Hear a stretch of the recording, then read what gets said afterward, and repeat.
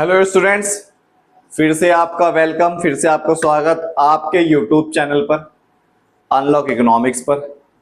ठीक है, यहाँ पर अनलॉक इकोनॉमिक्स यूट्यूब चैनल का तो नाम है, लेकिन यहाँ पर क्लास सारी चलती है।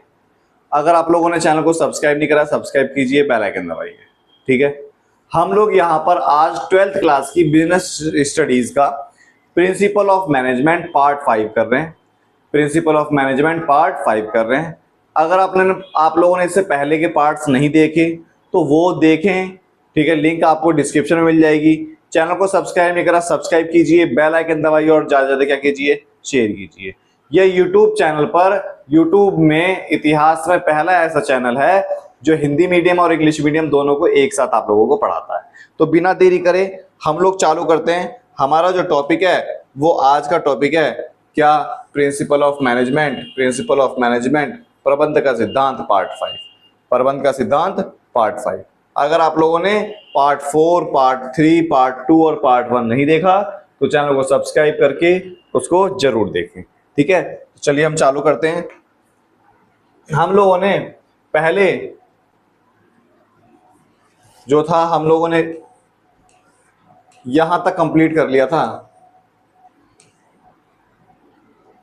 हमने ये वाला टॉपिक कंप्लीट करा था, प्रिंसिपल ऑफ साइंटिफिक मैनेजमेंट।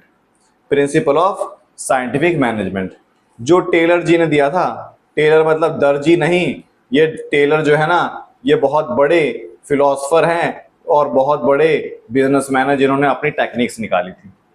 आज जो है हमारा topic technique of scientific management. ठीक है, वैज्ञानिक प्रबंध के तकनीक। वैज्ञानिक प्रबंध के तकनीक। ठीक है, देखो क्या है। सबसे पहला फंक्शनल फॉरमैनशिप। फंक्शनल फॉरमैनशिप का मतलब according to this technique task superior is divided into several specialized function and each function is entrusted a specific foreman। मतलब इन्होंने बोला कि एक व्यापार के अंदर जितने भी फंक्शन हैं उन फंक्शन को छोटे छोटे टुकड़ों में बांटना, छोटे छोटे टुकड़ों में बांटना और इन जो काम को जो छोटे छोटे टुकड़ों में डिवाइड करा गया है किसी स्पेशल पर्सन को वो उससे रिलेटेड काम दिया जाए। जैसे सब्जेक्ट डिवाइड करे जाते हैं स्कूल के अंदर। इकोनॉमिक्स के टीचर को इकोनॉमिक्स पढ़ाने के लिए बोला जाता है, अकाउंट्स के टीचर को अकाउंट्स पढ़ाने के लिए बोला जाता है। जो जिस फील्ड में एक्सपर्ट है उसे उस फील्ड में जॉब देना, उस फील्ड में काम देना क्या कहलाता है, फंक्शनल फॉरमैनशिप कहलाता है। Functional foremanship is extension of the principle division of work. ये क्या है, डिवीजन ऑफ वर्क है, कार्य का विभाजन है। And specialization to shop floor, each worker will have to take order from these 8 foreman is related to process। मतलब क्या बोला, ऊपर से नीचे जैसे जैसे काम आता जा रहा है, काम क्या हो जाए, उनके स्पेशलाइजेशन के अनुसार काम क्या हो जाए, डिवाइड हो जाए। फंक्शनल फॉरमैनशिप है। जैसे ये देखो, ठीक है, इसका काम अलग है, इसने इसे काम सौंपा, अब ये 2 लोगों के बीच में काम सौंपेगी, फिर ये आगे काम सौंपेगी, ऐसे प्रोसेस चलेगा। ठीक है, कौन से 8 फंक्शन है, कैसे 8 फंक्शन होंगे। The 8 function specialize Taylor. Taylor ने बताया 8 फंक्शन होना चाहिए। सबसे पहला, प्लानिंग डिपार्टमेंट के अंदर इंस्ट्रक्शन कार्ड क्लर्क, इंस्ट्रक्शन देने वाला होना चाहिए जो ड्राफ्ट करेगा क्या क्या काम करना है वर्कर्स को। एक रूट क्लर्क होना चाहिए जिसमें रूट बताएगा कि किस वे से कौन सा काम करना है, क्या काम करना है इसमें, क्या काम करना है इसमें, इसमें तरीका बताया जाएगा। To prepare time and cost sheet, इसमें कितना समय और खर्च में काम करा जाएगा ये बताया जाएगा। और इसमें डिसिप्लिन मेंटेन, अनुशासन बताया जाएगा। ये किसके अंदर आया, ये प्लानिंग के अंदर आया।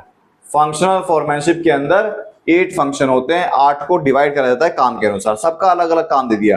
कोई टाइम मैनेजमेंट करेगा, कोई कॉस्ट मैनेजमेंट करेगा, कोई डिसिप्लिन बनाएगा, कोई बहुत अच्छा काम करने का तरीका खोजेगा, और कोई काम क्या करेगा इसे डिवाइड करेगा।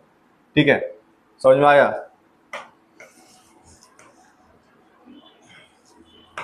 फिर एक होना चाहिए स्पीड बॉस, काम कितनी तेजी से होगा। ठीक है, एक होना चाहिए gang boss, to keep machine and tool ready to operation, मतलब वो ये चेक करेगा कि जो मशीन है वो तैयार है काम करने के लिए। एक है रिपेयर बॉस, अगर प्रॉपर तरीके से मशीन काम नहीं कर रही तो उसको ठीक करवाने का काम करेगा। फिर एक होता है इंस्पेक्टर, जांच पड़ताल करेगा। ठीक है,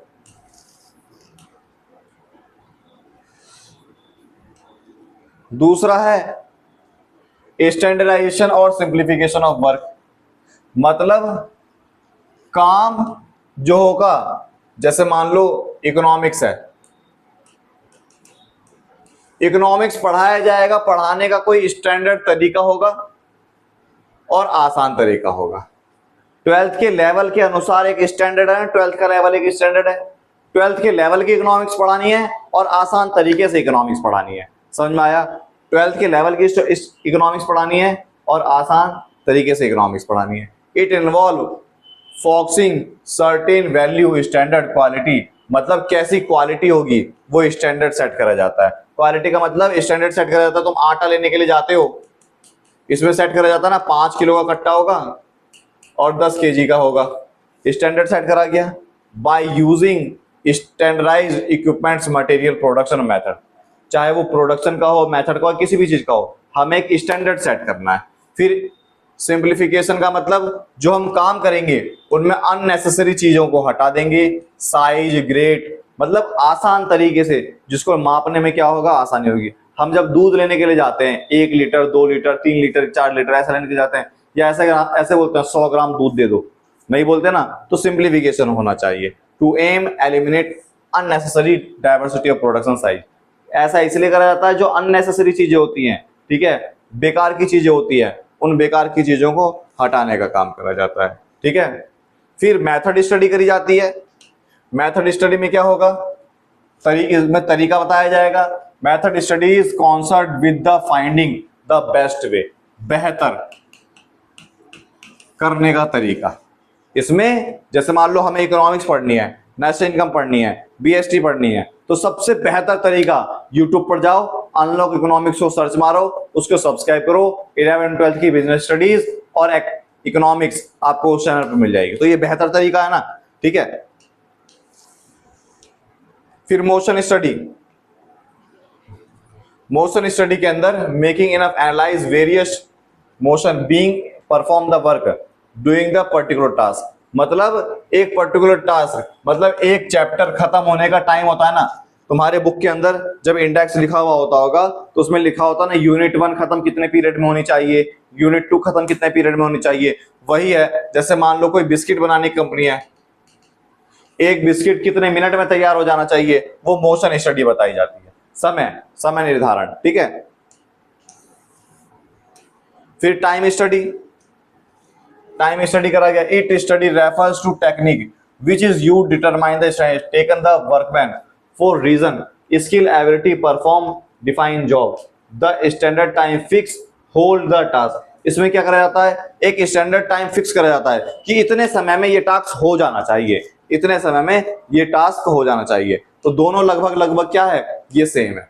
इसमें क्या है, इसमें मोशन स्टडी के अंदर ये बताया कौन सा सामान कब पुट करना है, कितनी देर में कब डलेगा, पानी डलेगा, चीनी डलेगा, दूध डलेगा, कब कब क्या डलेगा, वो तो मोशन स्टडी में है। ठीक है, टाइम स्टडी में वो काम पूरा कितनी देर में होगा, वो टाइम स्टडी के अंदर है। ठीक है, फिर है फैटिग स्टडी।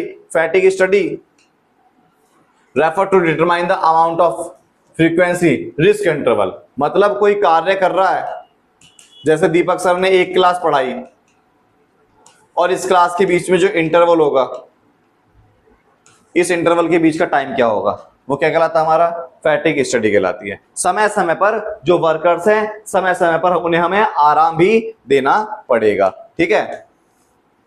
फिर उसके बाद डिफरेंस पीस वेज सिस्टम, मतलब कोई मैनेजर है, ठीक है, कोई लोअर डिवीजन का क्लर्क है, ठीक है, लोअर डिवीजन का क्लर्क है, तो मैनेजर और क्लर्क के बीच में प्राइस का डिफरेंस होगा ना, मैनेजमेंट की सैलरी अलग होगी और उसकी सैलरी होगी। Different price refers to system which efficient the inefficient workers pay to different ratio, मतलब अलग अलग लोगों को अलग अलग पैसे दिए जाने चाहिए। जो अच्छा काम करेगा उसको ज्यादा सैलरी मिले, जो सही तरीके से काम नहीं कर पा रहा होगा उसमें सैलरी कम मिले, ठीक है। जैसे टेक्निक हो गया, इनिशिएटिव हो गया, directly link the productivity. First of all standard task establish, सबसे पहले स्टैंडर्ड टास्क एस्टैब्लिश कर दे कि तुम्हें इस तरीके से काम करना है। जो उस पर खड़ा उतरेगा, जो उस पर सही तरीके से काम करेगा, उसको ज्यादा सैलरी मिले, और लो वेज जो उस पर अच्छी तरीके से काम नहीं कर पा रहा है उसे लो मिले, ठीक है।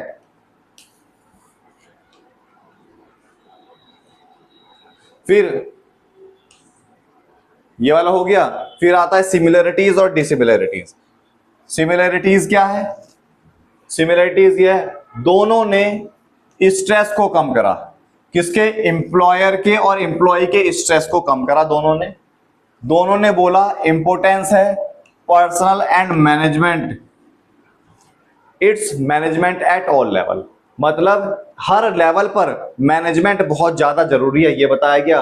बोथ इंजीनियर प्रोफेशन डेवलप दोनों ने अपने अपने आइडियाज डेवलप करे प्रैक्टिस करके, एक्सपीरियंस के अनुसार।